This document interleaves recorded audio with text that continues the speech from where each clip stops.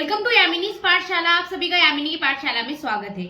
आज हम डिस्कस करेंगे केरलीय पंचकर्म के सामान्य परिचय एवं पंचकर्म के बारे में कि केरलीय पंचकर्म के अंतर्गत कौन कौन से पंचकर्म अन्य आते हैं। जैसे कि हमने आयुर्वेद के मुख्य पंचकर्मों के बारे में समझा, जैसे वमन, विरेचन, बस्ती, रक्तमोक्षण और नश्य, इन सभी के बारे में ये आयुर्वेद के मुख्य पंचकर्म होते हैं। उसी प्रकार केरलीय पंचकर्म के बारे में भी आज हम इस वीडियो में समझेंगे। तो शुरू करते हैं आज की क्लास। केरलीय पंचकर्म।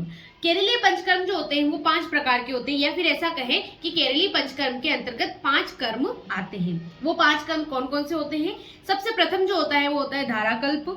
दूसरा जो होता है वो होता है पिंडस्वेद, कायसेक, अन्नलेप एवं शिरोलेप। ये जो होते हैं वो 5 केरलीय पंचकर्म कहलाते हैं। अब हम इस एक एक को इंडिविजुअल पढ़ेंगे कि इसकी प्रयोग विधि क्या होती है, प्रत्येक की प्रयोग विधि, प्रत्येक योग्य एवं अयोग्य व्यक्ति, साथ ही कौन कौन से रोगों में इस कर्म को किया जाता है, इसकी अपन सामान्य परिचय पढ़ेंगे। तो आज जो हम प्रथम के बारे में डिस्कस करेंगे वो है धाराकल्प के बारे में कि धाराकल्प क्या होता है। तो केरलीय पंचकर्म का जो प्रथम पंचकर्म है वो होता है धाराकल्प।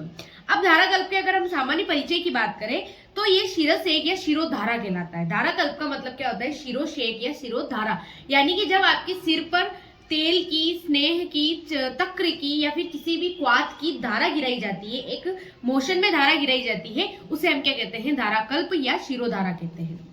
विशिष्ट पात्र, और अर्थात इसके अंदर क्या होता है? एक विशिष्ट पात्र का प्रयोग किया जाता है, जिसे हम क्या कहते हैं? धारा पात्र कहते हैं। सिद्ध स्नेह द्वारा ललाट पर धारा के रूप में गिराया जाता है। क्या किया जाता है इस कर्म के अंतर्गत? एक सिद्ध धारा के रूप में, एक पर्टिकुलर एक धारा के रूप में हमारे सिर प्रदेश पर धारा गिराई जाती है। तो ये तो हो गया इसका सामान्य परिचय। अब इसमें कौन कौन सी सामग्री हमको चाहिए होती है, आवश्यक सामग्रियां कौन कौन सी होती है? तो इसके लिए 2 आवश्यक सामग्रियां होती है। एक तो होती है द्रोणी, और हमने जैसे पहले पढ़ा कि धारा पात्र। 2 तो ये आवश्यक सामग्री होती है। इसके अलावा कौन कौन से कल्प से, क्वाथ से, तेल से या घृत से हम क्या कर सकते हैं? धारा कल्प कर सकते हैं। अब हम पढ़ेंगे धारा पात्र के बारे में कि जो धारा जिससे शिरोधारा करी जाती है या धारा कल्प किया जाता है, वो उसका पात्र किस प्रकार का होता है और उसको किस तरीके से यूज किया जाता है। तो धारा पात्र जो होता है वो मृत्तिका, चांदी, ताम्र आदि धातुओं से निर्मित होता है। या तो हो सकता है मिट्टी का कोई घड़ा हो सकता है, चांदी या ताम्र का निर्मित एक घड़ा टाइप एक पात्र होता है। मुख में चौड़ा तथा निचली तली में अपेक्षाकृत कम चौड़ा होता है। अर्थात ये मुख से तो क्या रहता है? अच्छा सा चौड़ा रहता है, और उसका जो तली भाग होता है, इसका जो तलवा होता है, उससे क्या होता है? कम सकड़ा या कम चौड़ा रहता है। मुख निचली तली में कनिष्ठिका उंगली के समान एक छिद्र होता है। इसके अलावा इसके जो तली भाग होता है, तली भाग में कैसा होता है? अपनी कनिष्ठिका उंगली के समान एक छोटा सा छिद्र होता है। अर्थात छिद्र के अंदर कपास की वर्ती का प्रयोग बाहर की ओर किया जाता है, और उस छिद्र के अंदर हम क्या करते हैं? कपास की वर्ती, यानी कि जैसे नॉर्मल कपास की एक वर्ती बनाई जाती है, और वर्ती के पश्चात उसका जो छिद्र होता है उसके अंदर वर्ती को प्रवेश कराकर नीचे की ओर निकाला जाता है। 2 से 3 लीटर आयतन वाला पात्र होता है। इसके अलावा जो धारा पात्र होता है वो उसके अंदर अपन कितना, लगभग 2 से 3 लीटर, जो भी हम क्वाथ का प्रयोग करें, घी का प्रयोग करें, तेल का प्रयोग करें या किसी भी स्नेह का प्रयोग करें, तो उसको भरने का जो आयतन है या उसमें कितना द्रव भरा जा सकता है, तो वो कितना भरा जा सकता है? 2 से 3 लीटर वो आयतन वाला पात्र होता है। दीवारों पर 3 छिद्र होते हैं, जिसके कारण उसको स्टैंड पर लटकाया जाता है। इसके अलावा उसकी जो दीवार होती है वहां पर 3 छिद्र होते हैं, जिसके कारण उसको एक स्टैंड पर लटकाया जाता है, तथा आसानी पूर्वक हम धारापात्र या धाराकल्प कर सके। ठीक, तो ये तो होता है धारापात्र। अब इसी के लिए एक विशेष प्रकार की द्रोणी का, इस कर्म को करने के लिए एक विशेष प्रकार की द्रोणी का प्रयोग किया जाता है। वो किस प्रकार की होती है? तो द्रोणी की लंबाई और चौड़ाई की अगर हम बात करें तो जो द्रोणी होती है, द्रोणी का अर्थ होता है लकड़ी की बनी एक शैया, उसे हम क्या कहते हैं? द्रोणी कहते हैं। अर्थात उस द्रोणी की जो लंबाई होती है वो 6 फीट तो लंबी होती है और 2 फीट चौड़ी होती है। इसके अलावा इसके 2 भाग होते हैं। इसको 2 भागों में डिवाइड किया जाता है। एक भाग तो होता है धड़ भाग के लिए, यानी कि आपका जो गर्दन के नीचे वाला जो हिस्सा होता है वो एक जो भाग है वो उस भाग पर रहता है, और दूसरा भाग जो होता है इसका एक तरीके से उसमें सिंक, आपने देखा होगा अपने जो किचन में सिंक लगा होता है उस तरीके का होता है, जिसके कारण जो भी धाराकल्प किया जाता है वो द्रव क्या होता है? वो सिंक के द्वारा नीचे पात्र में इकट्ठा होता रहता है, और उसको पुनः हम आगे उसमें देखेंगे कि किस तरीके से इसकी प्रयोग विधि। लेकिन अभी के लिए इतना कि इसका सिंक होता है, जिसके कारण जो द्रव होता है वो इसके माध्यम से नीचे पात्र में इकट्ठा होता रहता है। इसके अलावा पार्श्व दीवारें ऊंची व तल ढलान में होता है। इसके अलावा उसकी जो साइड की जो दीवारें होती है एक तरीके से ऊंची होती है और इसका जो तल होता है थोड़ा ढलान में होता है, ताकि आसानी पूर्वक धारा कल्प किया जा सके, शिरोधारा की जा सके। तो ये कहलाती है द्रोणी। अब आवश्यक या औषध द्रव्य कौन कौन से होते हैं, अर्थात आप धारा कल्प के अंतर्गत कौन कौन से द्रव्यों का प्रयोग करते हैं, तो वो सारे द्रव्य क्या कहलाते हैं, औषध द्रव्य कहलाते हैं। जैसे अगर किसी में वात से संबंधित कोई व्याधि है, वातज व्याधि है, तो उसके लिए घृत, तेल या वसा का औषध द्रव्य का प्रयोग किया जाता है। पित्त के लिए उष्ण घृत का प्रयोग किया जाता है और कफ के लिए तिल तेल का प्रयोग किया जाता है। इसके अलावा अन्य रोगों में या विशेष रोगों में अन्य क्वाथ का, अन्य तेल का या अन्य घृत का प्रयोग किया जाता है, जैसे कि दशमूलक्वाथ, तक्र या क्षीर। रोगों के अनुसार भी हम इसका प्रयोग कर सकते हैं। इंडिविजुअल होता है कि इंडिविजुअल रोग के लिए इंडिविजुअल द्रव्य का, औषध द्रव्य का प्रयोग किया जाता है। तो ये हो गए इसके औषध द्रव्य। अब इसकी प्रयोग की विधि कि धारा कल्प को किस तरीके से किया जाता है, किस तरीके से हम स्टेप बाय स्टेप इसकी विधि को देखेंगे। तो सबसे पहले क्या किया जाता है, मंगला आचरण कर द्रोणी पर लेटाना और प्रातः काल में ये कर्म किया जाता है। तो आप व्यक्ति को मंगला आचरण करके या फिर जो भी मंत्र होता है धन्वंतरी जी का, वो मंत्र का आचरण करवा के और उसको आश्वासन देकर क्या किया जाता है, द्रोणी पर लेटाया जाता है। तत्पश्चात सिर व शरीर पर तेला अभ्यंग किया जाता है। इसके अलावा पूरे शरीर पर एवं शिर प्रदेश पर जहाँ पर शिरोधारा हो रही है, इसके अलावा संपूर्ण शरीर पर क्या किया जाता है, अभ्यंग किया जाता है। नेत्र को ढकना, इसके अर्थात आपका शिरोधारा क्या होती है, सिर पर गिराई जाती है, जिसके कारण आपके नेत्र में भी जो औषध द्रव्य है वो जाने की संभावना रहती है या फिर गिर सकता है। तो ऐसे में क्या किया जाता है, आंखों पर पट्टी बांधी जाती है। धारा पात्र से वर्ती द्वारा तेल को गिराया जाता है। उसके पश्चात क्या किया जाता है, जो भी आपको औषध द्रव्य रोगी के लिए बताया गया है, उस औषध द्रव्य को धारा पात्र में भरा जाता है और उस वर्ती की सहायता से क्या किया जाता है, एक बूंद या एक धारा के रूप में सिर पर उस तेल, घृत या क्वाथ को गिराया जाता है। वर्ती की स्थिति रोगी से 3 से 4 अंगुल ऊपर होनी चाहिए। इसके अलावा जो धारा पात्र की जो वर्ती है उसमें और रोगी के सिर प्रदेश में लगभग 3 से 4 अंगुल का हमें डिस्टेंस मेंटेन करना होता है।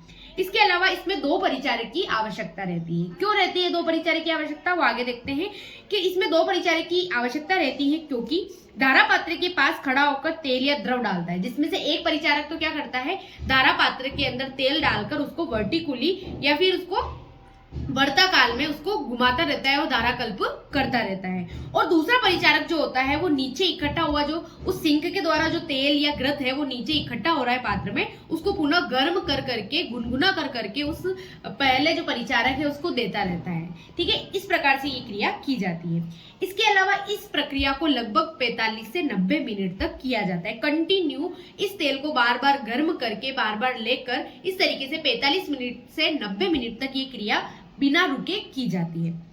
और इसके दिनों का अगर हम देखें तो एक बार में 45 से 90 मिनट तक की जाती है। और कितने दिन तक की जाती है, तो 14 से 21 दिन तो नॉर्मली की जाती है। वो अलग बात है कि किसी के रोग में ज्यादा चाहिए या किस रोग में कम चाहिए है, उस हिसाब से इसको मेंटेन किया जाता है। लेकिन जो इसका निश्चित या नॉर्मल इसका सामान्य जो मान है वो है 14 से 21 दिन तक इस कल्प को किया जाता है।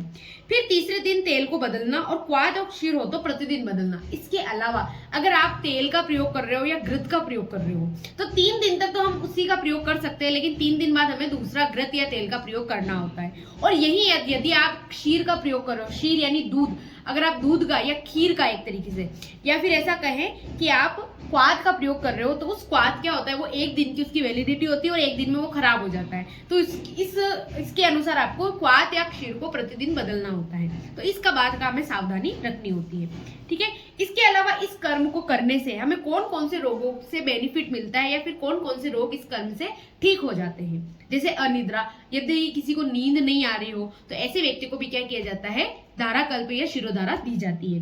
मनो अवसाद, जिसको क्या हो, टेंशन हो, हाँ, इसके अलावा वो अवसाद में चला गया और डिप्रेशन जिसे होता है उसको भी धारा कल्प कराया जाता है। वात व्याधि, वहां से रिलेटेड कोई व्याधि हो, उन्माद या अपस्मार, जो मनोरोग है, उन्माद और अपस्मार, ऐसे रोगियों को भी क्या किया जाता है, धारा कल्प कराया जाता है।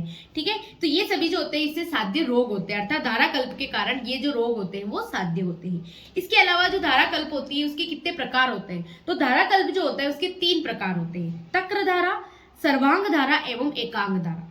अब इस तक्र धारा का अर्थ होता है कि धारा के अंतर्गत उसकी विधि सेम है। विधि को उसी तरीके से जो हमने विधि पढ़ी उसी तरीके से अपन विधि को समझेंगे और ये विधि सभी तीनों प्रकारों में की जाती है। लेकिन इसको अलग से इसलिए बताया गया है क्योंकि तक्र धारा के अंतर्गत किसका प्रयोग किया जाता है, तक्र का या छाछ का प्रयोग किया जाता है। अब उसका निर्माण किस तरीके से वो आगे देखते हैं। तो तक्र से शिरोधारा करना, इसके अलावा 1 वर्ष पुराने धूप में सुखाए आंवले, तत्पश्चात 4 गुने जल में उसका क्या बनाया जाता है, क्वाथ बनाया जाता है।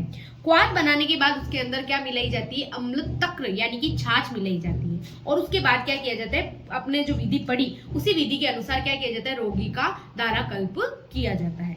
ठीक, अब इसके अलावा इससे कौन कौन से रोग, अगर आप तक्र धारा का प्रयोग करते हो या फिर धाराकल्प में आप तक्र का प्रयोग करते हो तो इससे आपके खालित्य में लाभ, अर्थात आपके अगर हेयर फॉल हो रहा है तो उसमें आपको लाभ मिलता है। त्रिदोष शामक, अर्थात आपके जो त्रिदोष उत्पन्न होते हैं, वात पित्त कफ जो उत्पन्न होते हैं उसका क्या करता है, ये शमन करता है क्योंकि छाछ क्या होती है, ठंडी होती है। संधि शैथिल्य में लाभ, इसके अलावा आपकी संधि शैथिल्य है, सिकुड़ गई है, ज्यादा फैल रही है तो उसमें भी आपको लाभ होता है। ओज क्षय में लाभ, अगर आपका ओज क्षय हो रहा है, आपकी इम्यूनिटी कमजोर हो रही है, आपकी रोग प्रतिरोधक क्षमता कमजोर हो रही है तो उसमें भी क्या करता है, आपको लाभ प्रदान करता है। नेत्र एवं कर्ण रोगों में लाभ प्रदान करता है।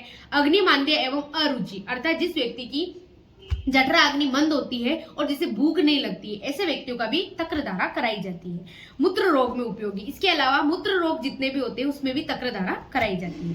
अब हम पढ़ते हैं इसका दूसरा प्रकार जो होती है एकांग धारा, अर्थात जो धाराकल्प होती है वो तो सर्वांग या शिरोधारा की जाती है, सिर पर धारा की जाती है। एकांग धारा का तात्पर्य होता है कि जिस अंग पर आपको प्रॉब्लम हो रही है या जिस अंग का रोगग्रस्त है उस रोगग्रस्त अंग पर ही, एक अंग पर ही क्या करना, धारा गिराना, उसे क्या कहते हैं, हम एकांग धारा कहते हैं। इसमें आद्यमान, विद्रदी, प्लीहा रोग, उदाव्रत, गुल्म, आनाह, व्रण, शूल एवं भगंदर ऐसे रोगों पर क्या की जाती है, एकांग धारा का प्रयोग किया जाता है। उसी प्रकार आती है सर्वांग धारा। सर्वांग धारा का अर्थ होता है कि जब संपूर्ण शरीर पर धारा गिराई जाती है उसे हम क्या कहते हैं, सर्वांग धारा गिराई कहते हैं, संपूर्ण शरीर पर धारा को गिराना। इसके अलावा इसे हम कायसेक या काय परिषेक का परिवर्तित रूप, जो हमने स्वेदन में पढ़ा था, स्वेदन में काय परिषेक या हमने काय सेक पढ़ा था, उसका हम क्या कर सकते हैं, इसको परिवर्तित रूप भी समझ सकते हैं।